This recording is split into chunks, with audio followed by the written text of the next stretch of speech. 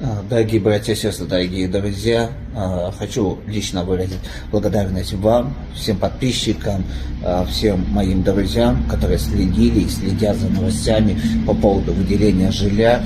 И лично я хочу сегодня, как гражданин Кыргызской Республики, который любит свою страну, и который заботится и старается помогать тем людям, которые действительно нуждаются. И вы помните, что я ранее писал письма, различные инстанции, делал обращения через социальные сети о помощи выделения жилья.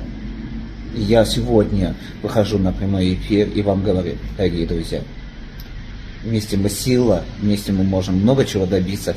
А лично я хочу выразить президенту Кыргызской Республики, президенту Садыр Нуржоевичу, спасибо вам большое за то, что вы услышали, за то, что вы обратили внимание, за то, что вы приняли мое обращение. Я благодарю вас.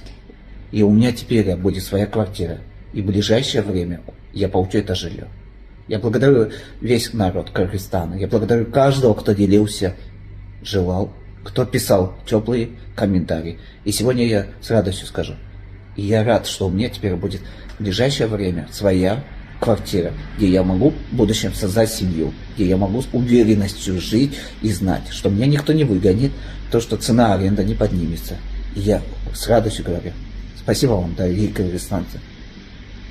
И я люблю вас и всех обнимаю. Спасибо за поддержку. И хочу лично выразить благодарность президенту нашему Кыргызской Республики Садыру Нуржоевичу. Огромную благодарность за помощь, за содействие и за поддержку. Спасибо большое.